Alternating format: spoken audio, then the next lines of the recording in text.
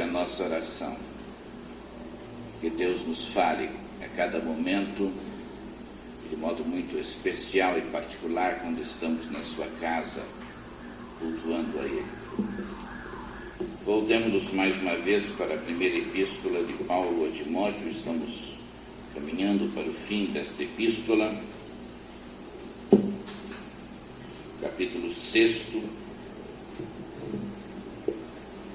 Vou começar a leitura na última parte do versículo 5.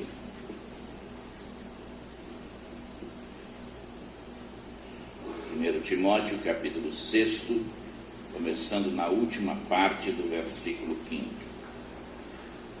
Cuidando que a piedade é fonte de lucro, e de fato é grande fonte de lucro a piedade com o contentamento.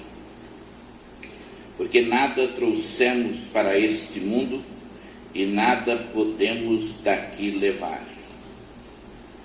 E tendo, porém, alimento e vestuário, estaremos com isso contentes. Mas os que querem tornar-se ricos caem em tentação e em laço e em muitas concupiscências loucas e nocivas, as quais submergem os homens na ruína e na perdição.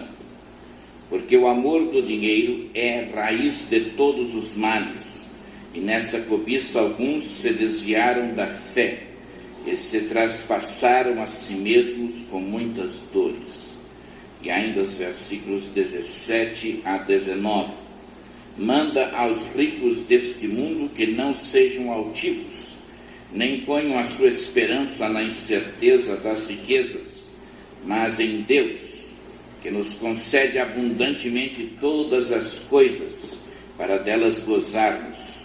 Que pratiquem o bem, que se enriqueçam de boas obras, que sejam liberais e generosos, entesourando para si mesmos um bom fundamento para o futuro, para que possam alcançar a verdadeira vida. O texto fala sobre piedade, o texto fala sobre contentamento.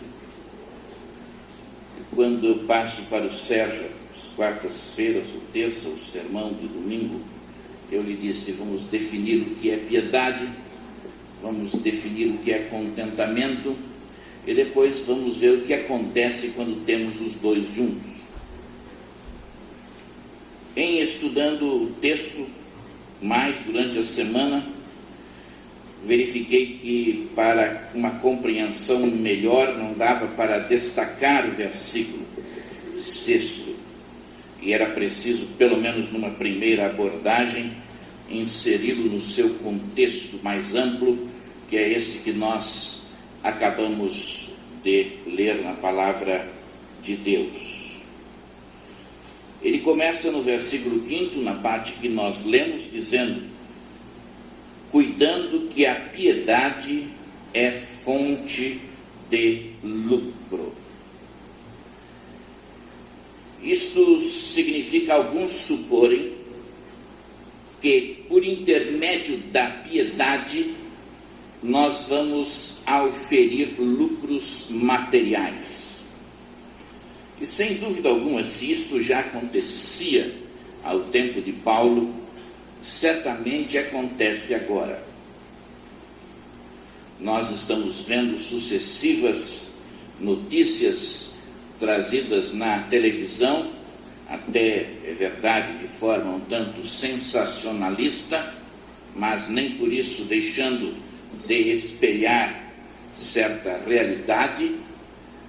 E isto não é só aqui que acontece, e nem é coisa só destes dias, de muitas pessoas que entendem que vão se valer da religião e da religiosidade do povo para, por intermédio disto, auferir lucros financeiros. E Paulo começa por aqui porque já havia estes naquele tempo. Eles entendiam que a piedade, ou que a religião, é fonte de lucro em termos de dinheiro. E nós estamos cercados por isso que tecnicamente tem sido chamado de teologia ou evangelho da prosperidade, em que se diz que se eu for fiel a Deus, por exemplo, na minha fé e na minha contribuição, eu vou prosperar muito em termos de bens materiais, de tal maneira que a gente possa chegar a avaliar até mesmo a vida espiritual de alguém pelo tipo de carro que esta pessoa esteja dirigindo. Quanto maior, quanto mais caro, quanto mais moderno, maior a evidência de que esta pessoa é piedosa, é religiosa. Nada mais longe daquilo que a palavra de Deus ensina. Neste texto, por exemplo, Paulo corrige este pensamento no versículo seguinte, mostrando qual deve ser a maneira correta de nós olharmos para a piedade. Ele diz, de fato, a piedade é grande fonte de lucro com o contentamento. Shakespeare, numa de suas peças, Henrique VI, conta a história de um rei que se disfarçou de uma pessoa comum do reino e saiu a conhecer os seus súditos, que ele só conhecia como rei lá no trono, de longe, e se misturar com o povo. Mas em determinado momento, conversando com um dos seus súditos, ele disse, você sabe quem eu sou? E o outro disse, sim, você é um de nós. Ele disse, não, eu sou o seu rei. E aquele súdito espantado volta-se para ele e diz, mas então, onde está a sua coroa? E Shakespeare coloca na boca daquele rei as seguintes palavras, a minha coroa está no meu coração e não na minha cabeça. E a minha coroa não está adornada de diamantes e pedras preciosas, mas está adornada com o contentamento, o que raras vezes um rei é capaz de ter. Contentamento. Paulo diz que o lucro da piedade é a própria piedade, na medida em que a nossa piedade nos baste, em que a nossa piedade, ela mesma, nos satisfaça, em que a piedade não seja um meio para um outro fim, mas em que ela seja ela mesma aquilo que traz contentamento ao nosso coração. Esta palavra contentamento era usada muito pelos filósofos estoicos, e o sentido que eles davam naturalmente não é aquele que Paulo prega quando usa esta palavra, mas a ideia deles era que nós devemos nos sentir autossuficientes em nós mesmos. Eu sentir que o que eu sou, o que eu tenho, me basta. E isso seria traduzido por eles mesmos na seguinte frase: ter tudo o que eu quero, na hora em que eu quero, instantaneamente, como café instantâneo e assim por diante, de tal maneira que eu me baste a mim mesmo. E eles têm várias frases interessantes sobre este assunto. Eles diziam, por exemplo, aquele para quem o pouco não é suficiente, nada é suficiente. Aquele para quem o pouco não é suficiente, nada é suficiente. E eles diziam ainda, esses filósofos gregos, não acrescente bens aos homens, mas retire os seus desejos. Não acrescente bens aos homens, mas retire dos seus desejos. E diziam eles que a definição desta autossatisfação seria também a pessoa não ter tudo o que ela quer, mas só querer o que ela tem. Seria, repetindo, não a pessoa ter tudo o que ela quer, mas ela só querer aquilo que ela tem. Mas na palavra de Deus, esta palavra é revestida de um outro significado. Não é eu me autossatisfazer, não é eu me satisfazer em mim mesmo. O contentamento aqui é a piedade. É a piedade que se transforma em contentamento na minha vida. É um plano superior. Os filósofos gregos só podiam pensar no plano natural. E as suas definições são neste plano do humano. Os horizontes eram pequenos, chegavam até onde apenas a visão humana alcança. Mas Paulo transpõe este horizonte humano, entra na esfera do sobrenatural, do espiritual, e ele diz que o que deve ser contentamento, aquilo que deve satisfazer ao coração humano, não são as coisas, mas é Deus. A piedade é este nosso relacionamento com Deus. E disse certo pensador, não sei se foi Agostinho ou não, que Deus fez o coração humano um pouco maior do que o mundo, de tal maneira que, ainda que coloquemos todo o mundo material dentro do coração do homem, isso não vai satisfazê-lo, porque o coração é maior do que todo mundo. Há um vazio no coração humano, um sentimento de não estar completo, um sentimento de estar necessitando algo mais, que só pode ser preenchido por Deus. Não são as coisas materiais, não é o que eu tenho ou deixo de ter que vai me satisfazer, mas o que vai me satisfazer é a minha vida de comunhão com Deus.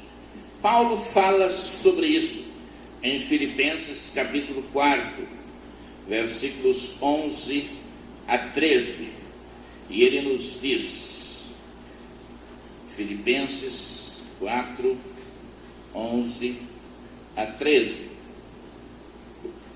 não digo isto por causa da necessidade, porque já aprendi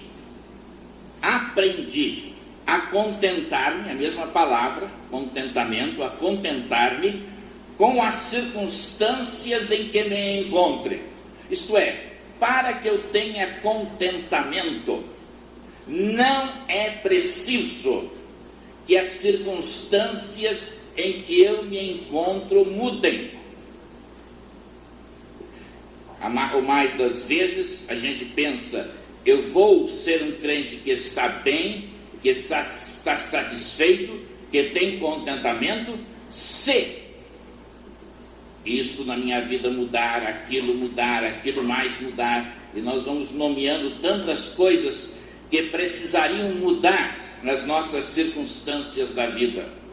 Paulo está dizendo, eu já aprendi a contentar-me com as circunstâncias em que eu me encontre. E notem a expressão, o verbo, aprendi. O contentamento é alguma coisa que nós devemos aprender. E é por isso que Paulo, escrevendo a Timóteo, está instruindo sobre este assunto para que as pessoas aprendam a viver uma vida contentes.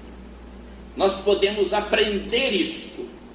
E ele continua: não digo isto por causa de necessidade, porque já aprendi a contentar-me com as circunstâncias em que me encontre, sei passar falta e sei também ter abundância.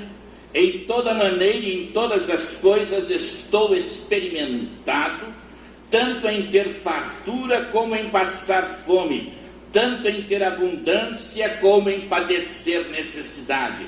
Aqui está alguém para quem estar contente não depende do que ele tem ou do que ele deixa de ter.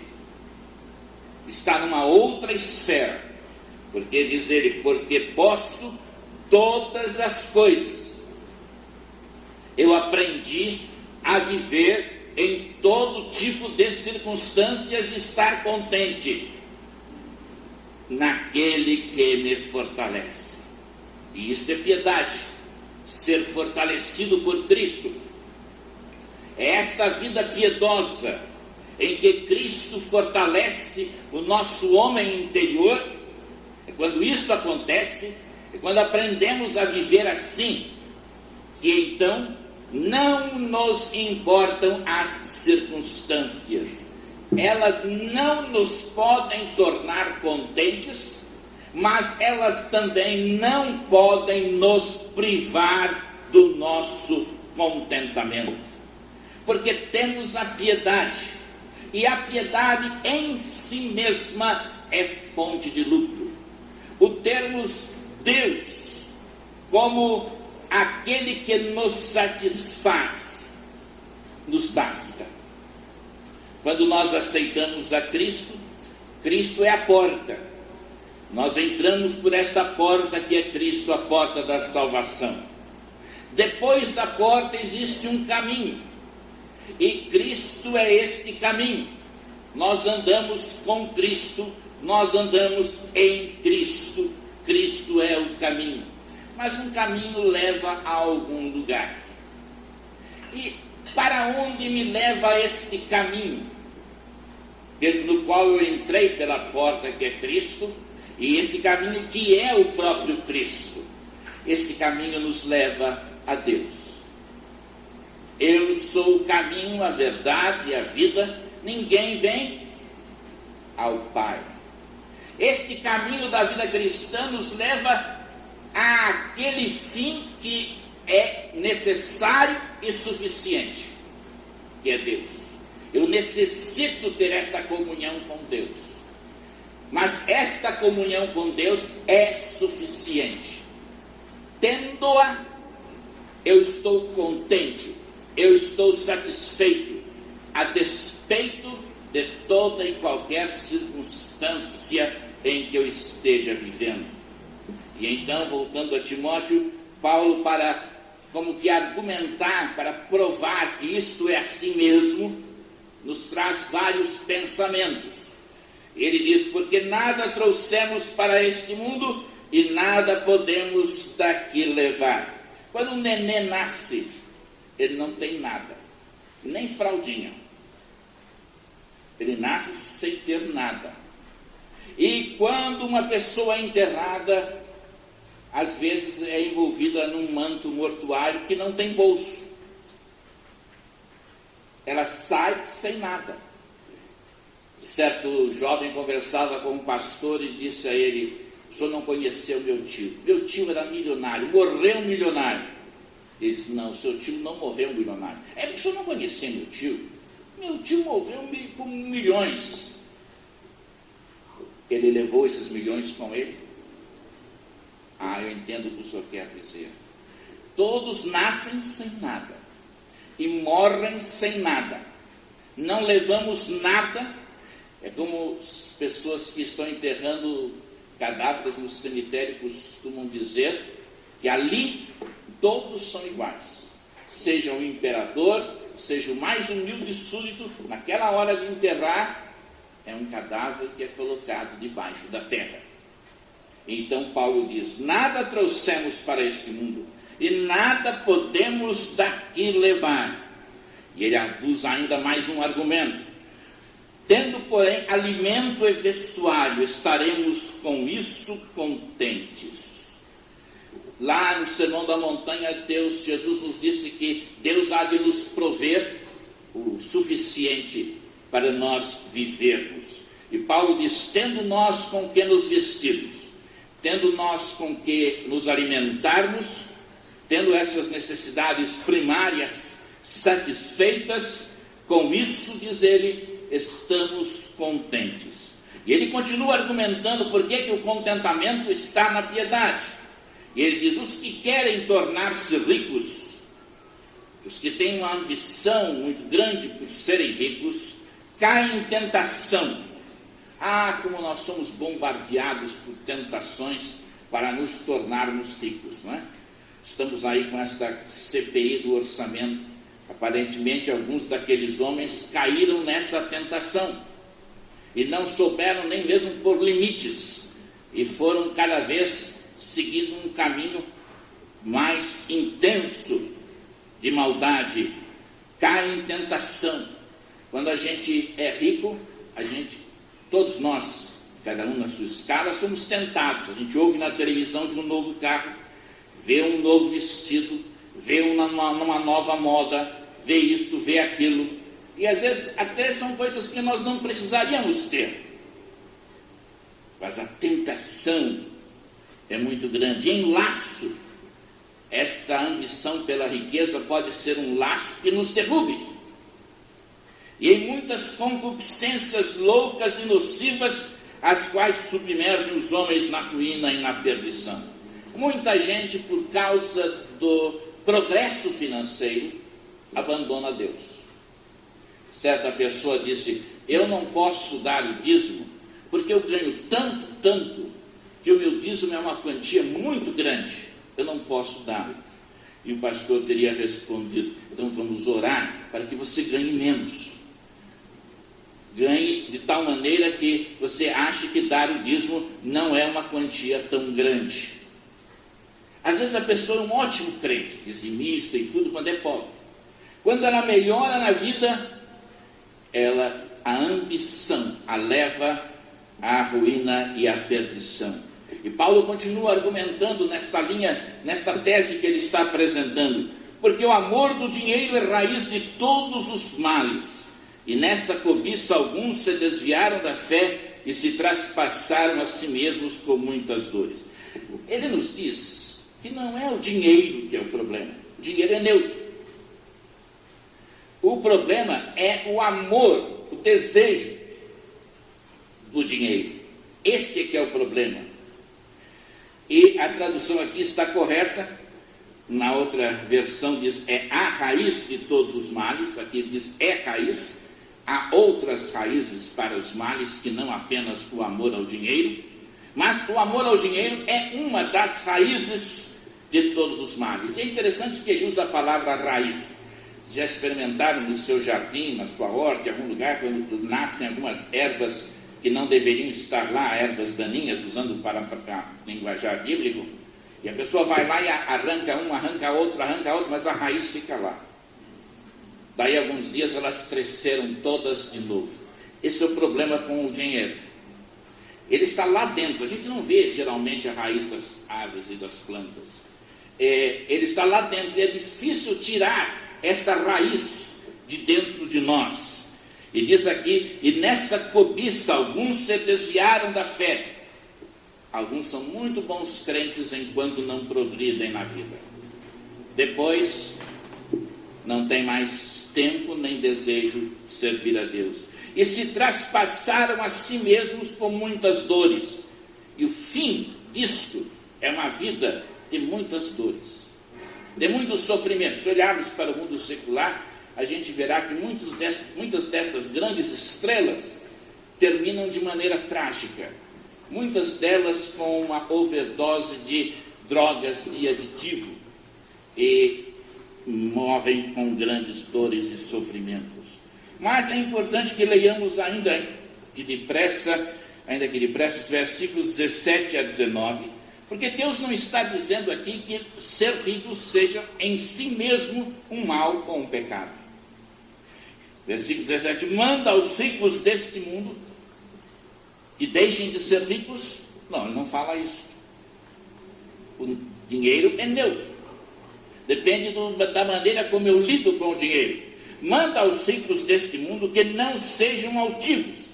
Uma coisa que acontece muitas vezes quando alguém começa a ganhar dinheiro é pensar que ela está ganhando dinheiro pela sua própria capacidade.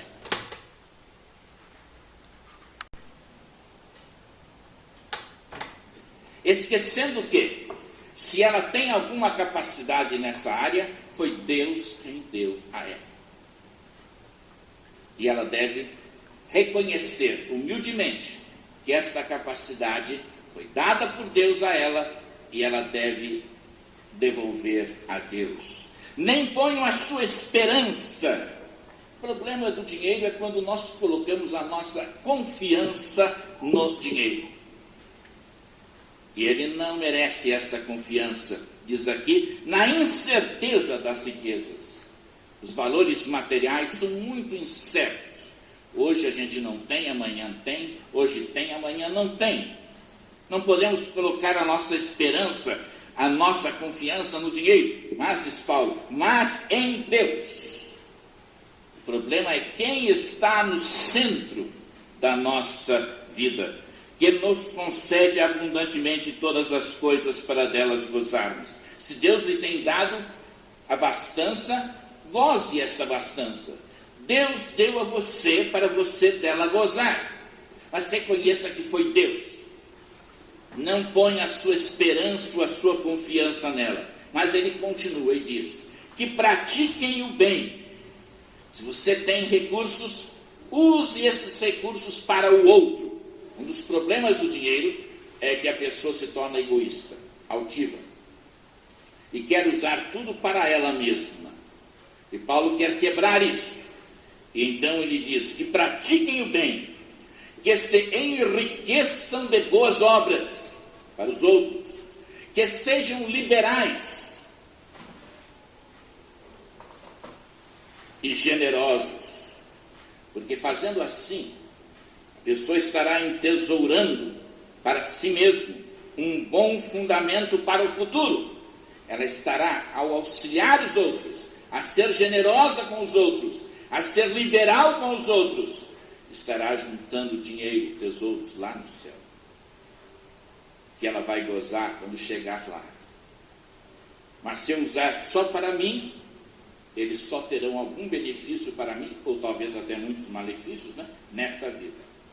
Mas o que eu investir no reino, na causa de Deus, nas outras pessoas, me permitirá estar tendo um bom fundamento para o futuro, para que possam alcançar a verdadeira vida, a vida abundante. É quando nós sabemos viver com Deus no centro, sendo generosos, liberais, ajudando os outros, empenhando-nos na obra de Deus e na sua causa, que a nossa vida é aquilo que pode ser chamado de verdadeira vida. Vida gostosa realmente, em Deus, em Cristo. E de fato, é grande fonte de lucro a piedade com o contentamento. Quando a minha piedade, minha comunhão com Deus me satisfaz, isto é o maior bem, isto é o maior lucro que eu posso ter nesta vida. Oremos.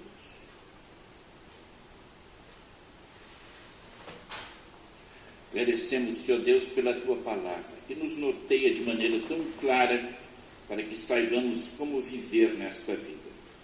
Sejamos obedientes a ela e desfrutemos assim daquela comunhão contigo que nos basta. Por Cristo.